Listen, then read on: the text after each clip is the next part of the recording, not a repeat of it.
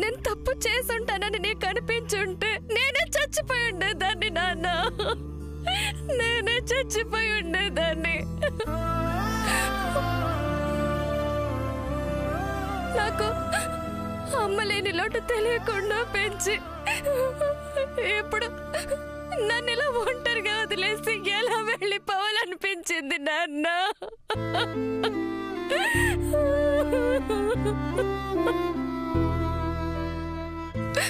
వీధులకు వెళ్ళినా కూడా వెళ్ళొస్తానమ్మా అని చెప్పి వెళ్ళేవాడివి.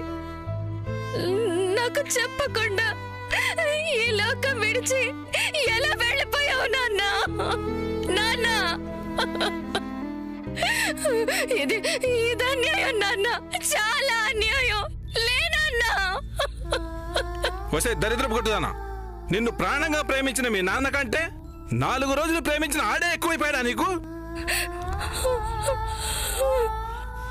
ఈ అమ్మాయి ఏ తప్పు చేయలేదండి, నేను చెప్పేది నమ్మండి. చాలేవా చెప్పొచ్చావు, పిల్లికి ఎలక సాక్ష్యం అంటే ఇదే మరి. అది కాదండి, పాపం అమ్మాయి సమర్థించుకోవడానికి నిన్ను వెంట పెట్టుకొచ్చిందా? ఒక ఆడపిల్లని పెళ్లిపేటల మీద లేపుకెళ్ళడానికి సిగ్గు లేదు మీకు? ఏం పోయే కాలం వచ్చిందిరా నీకు?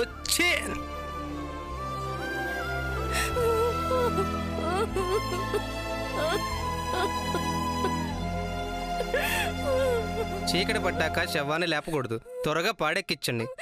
శవం వెళ్లే వరకు ఇంట్లో పొయ్యి వెలగకూడదు. చిన్నపిల్లలు ఆకలికి ఆగలేరు, త్వరగా తీసుకెళ్ళండి. తీసుకెళ్ళొద్దు, తీసుకెళ్ళొద్దు, ఆపండి, ఆగండి నాన్న. నారాయణ నారాయణ నారాయణ నారాయణ నారాయణ నారాయణ నారాయణ నారాయణ నారాయణ నారాయణ నారాయణ నారాయణ నారాయణ నారాయణ నారాయణ. నేను నీతో వస్తాను నాన్న, నన్ను వదిలి వెళ్ళొద్దు నాన్న. నాతో ఒక్కసారి మాట్లాడు, వదలండి నాన్న.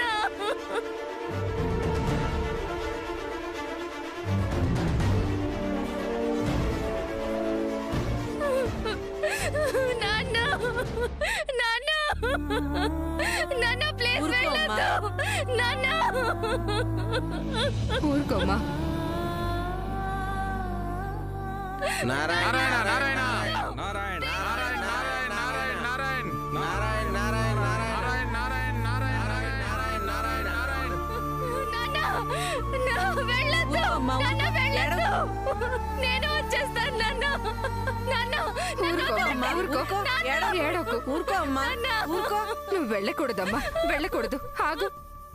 నారాయణ నారాయణ నారాయణ నారాయణ నారాయణ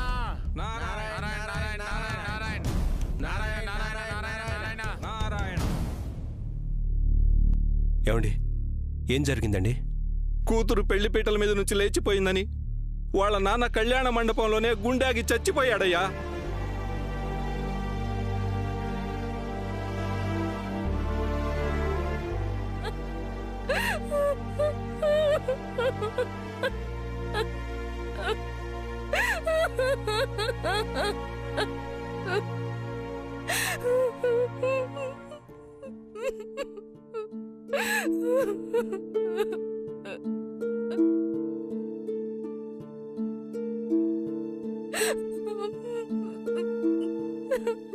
ఇంత ఘోరం జరుగుతుందనుకోలేదండి. నన్ను క్షమించండి.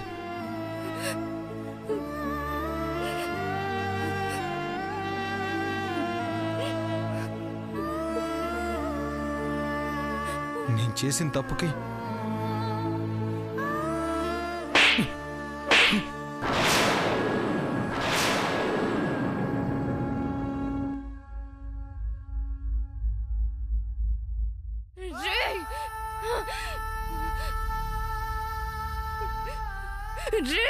నీ తండ్రు నీ అన్న చచ్చుంటే నీకు బాధ ఏంటో తెలిసొచ్చేది. మీరు చంపింది మనిషిని కాదురా, మా నాన్న నా మీద పెట్టుకున్న నమ్మకాన్ని చంపేశారు. మా నాన్న ఆశని ఆశయాన్ని చంపేశారు. నా దేవుణ్ణి చంపేశారా మీరు. అది కాదండి, నీతిగా బతికిన మా నాన్న పరువుని, మా కుటుంబ పరువుని చంపేశారా మీరు.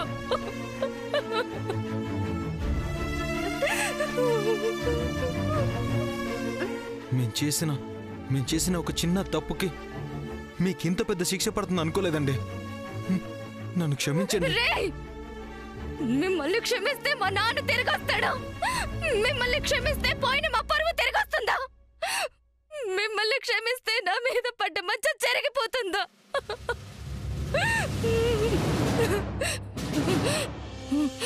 క్షమించనురా, మిమ్మల్ని క్షమించను.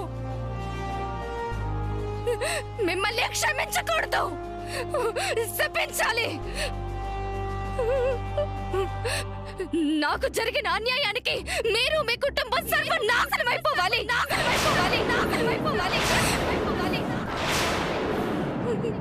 గుండె ముక్కలై చనిపోయిన మా నాన్న ఆత్మ మీ కుటుంబం ముక్కలైపోయే వరకు శాంతించదు.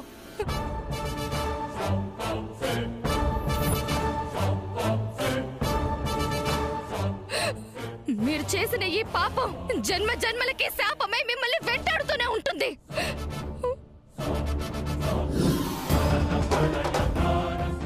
మీ వంశం కూడా ఆడదాని వల్లే నాశనం అయిపోతుంది. ఆడపిల్ల ఉసురు ఊరికే పోదురా, ఊరికే పోదు. మీ వంశాన్ని సర్వనాశనం చేసేస్తుంది. ఇదే నేను మీకిచ్చే శాపం. నీ వంశానికి ఆ శాపం ఇంకా పోలేదు.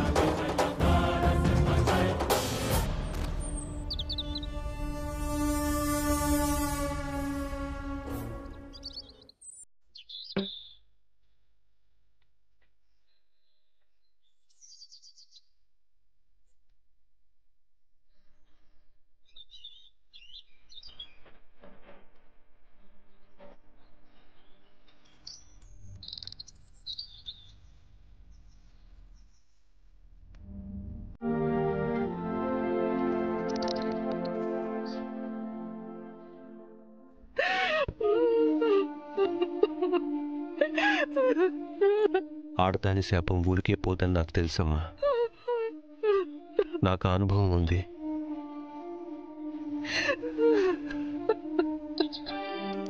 నువ్వు అనుకున్న శాపం నెరవేరాలి అంటే నువ్వు ఉండాల్సింది ఇక్కడ కాదు.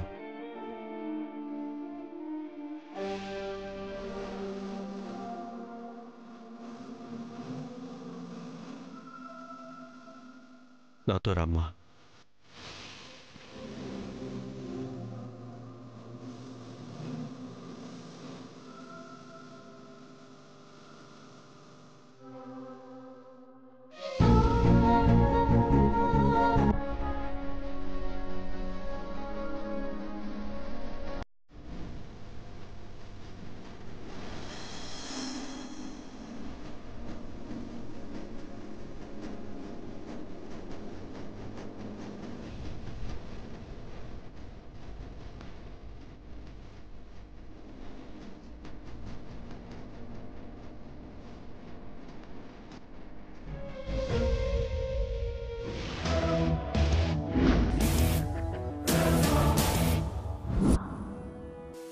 మీ ఫ్రెండ్ నాకు మంచి ఫ్రెండ్ అండి. నేను నా ఫ్రెండ్ మిమ్మల్ని ఒకసారి కలిసాం. మీరు నాకు గుర్తున్నారు. మీరే నన్ను మర్చిపోయినట్టున్నారు. సరస్వతి, ఎక్కడికెళ్ళావే? వాడితో లేచిపోయి అందరిలో నన్ను తలదించుకునేలా చేసావు కదే.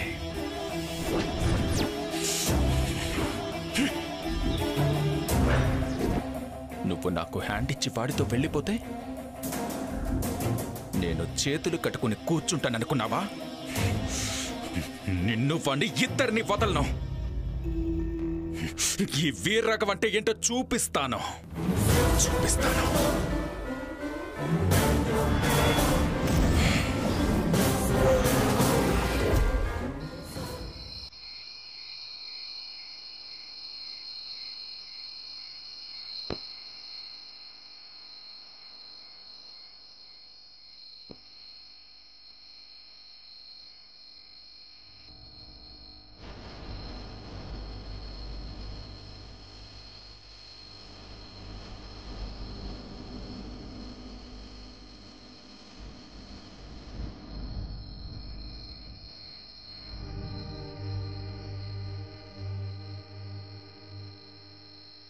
ఈ అమ్మాయిని మళ్ళీ తీసుకొచ్చారేంటి అన్నయ్య?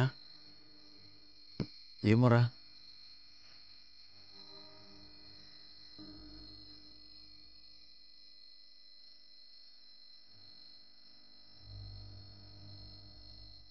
అన్నయ్య, ఈ అమ్మాయిని మళ్ళీ తీసుకొచ్చారేంటి?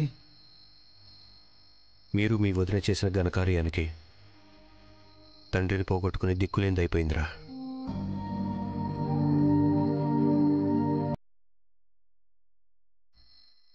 సీత, లోపలికి తీసుకెళ్ళు.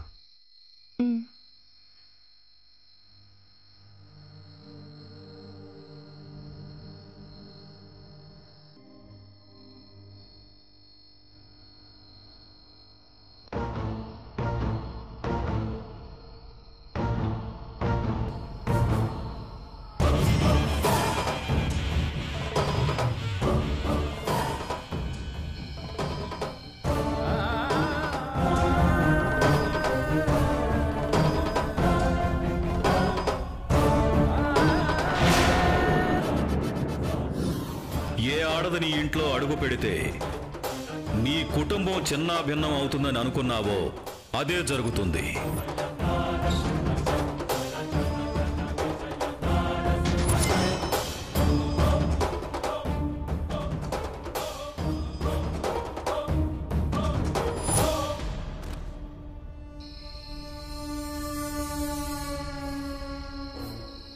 అసలేం జరిగిందిరా?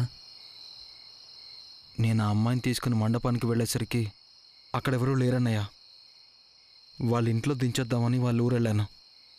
మేము వెళ్ళేసరికి వాళ్ళ నాన్నగారు చనిపోయి ఉన్నారు.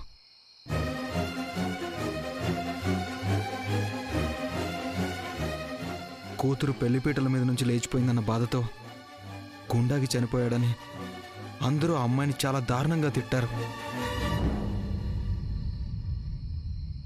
తండ్రి పోయాడన్న బాధలో మన కుటుంబం ముక్కలైపోయి మనం అందరం సర్వనాశనం అయిపోవాలని ఆ అమ్మాయి మనల్ని అందరినీ శపించిందన్నయ్య.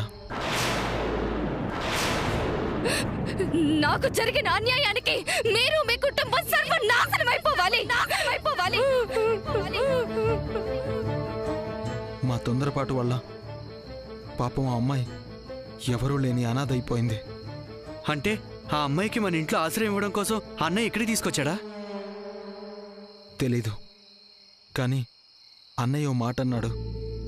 ఏమన్నాడు? నీ శాపం నిజం కావాలంటే నాతో రా అని తనని వెంట తీసుకొచ్చాడన్నయ్య.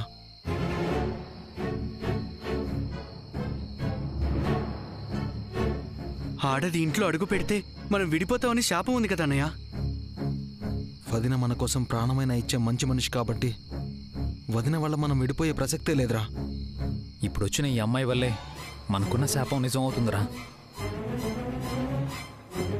అవునా అన్నయ్య? ఆ అమ్మాయిని మీరు ఇంట్లోకి తీసుకురాగానే అన్నయ్య మనల్ని అందరినీ తిట్టాడు. అది మొదటి సంకేతం రా.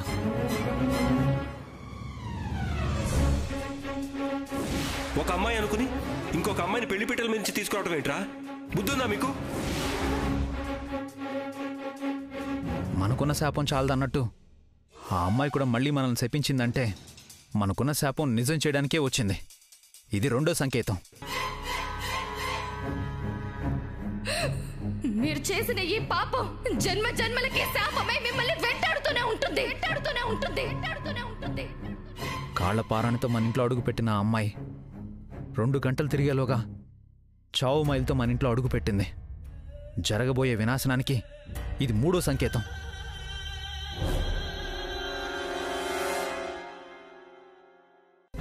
అది చాలదన్నట్టు ఇప్పుడు ముందు ఎడంకాలు మన ఇంట్లో పెట్టొచ్చింది.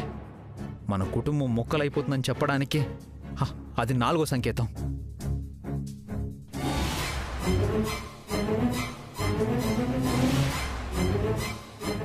అంటే ఈ అమ్మాయి వచ్చింది మనల్ని విడగొట్టడానికి అన్నమాట. ఇన్ని అపశకనాలు ఎదురైన తర్వాత ఇంకా డౌట్ పడతావేంట్రా? అన్నయ్య చెప్పాడుగా, అదే నిజం అవుతుంది.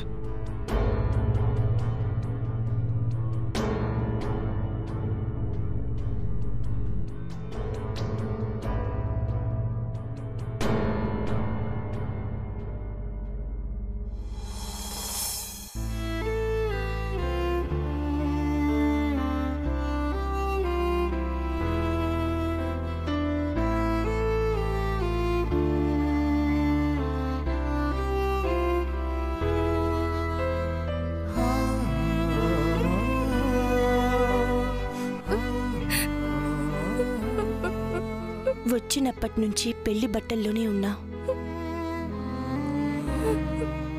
ఓదార్చితే తగ్గే బాధ కాదు నీది.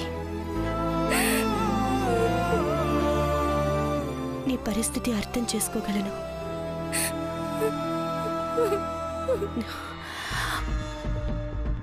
జీవితం అంటే కష్టం సుఖం రెండూ ఉంటాయి. అనుకోనివి జరిగినప్పుడే గుండెని రాయి చేసుకోవాలి.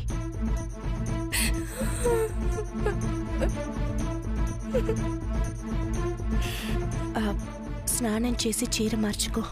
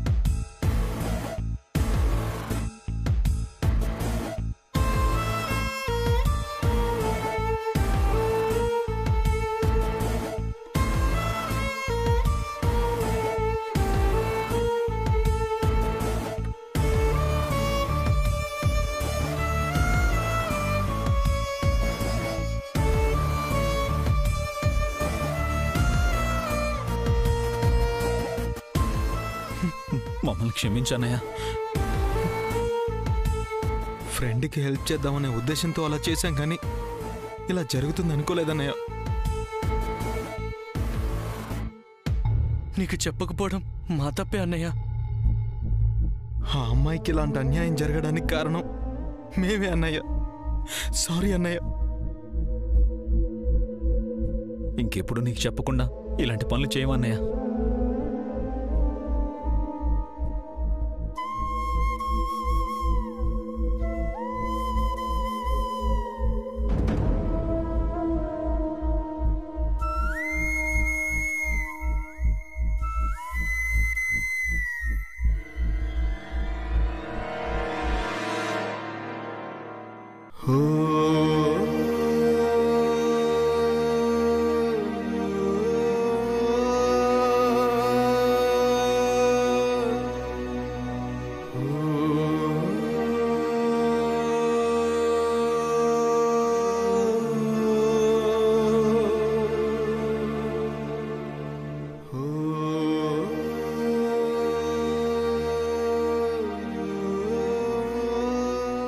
వచ్చిన దగ్గర నుంచి పచ్చి మంచినీళ్ళు కూడా తాగలేదు.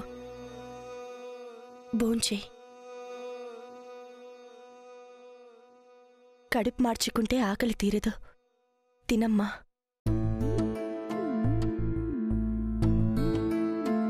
నీకెప్పుడు ఆకలి అనిపిస్తే అప్పుడు తిను.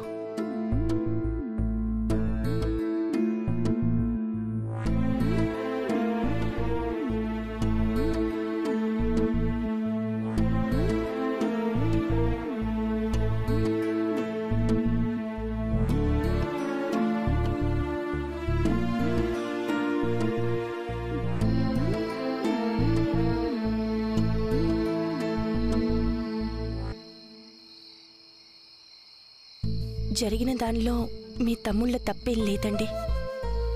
తప్పంతా నాదేనండి. తప్పు చేసింది మేమైతే మీది తప్పంటారేంటో వదినా? తప్పు నాదే శ్రావణ్.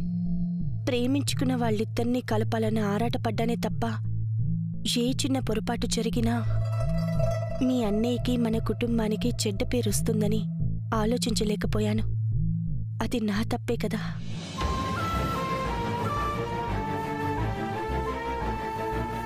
ఈ ఇంటి ఇల్లాలిగా ఇంటి పరువుని కాపాడాల్సిన బాధ్యత నాదే కాబట్టి మీలో ఎవరు ఏ తప్పు చేసినా దానికి బాధ్యత వహించాల్సింది నేనే.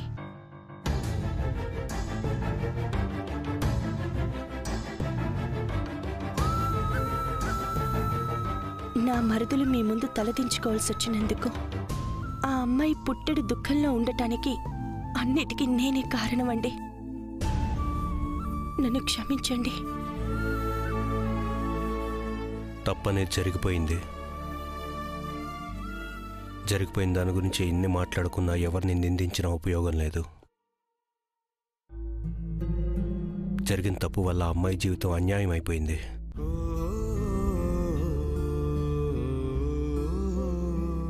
నేనిప్పుడు ఆలోచించేది ఆ అమ్మాయి జీవితం గురించి.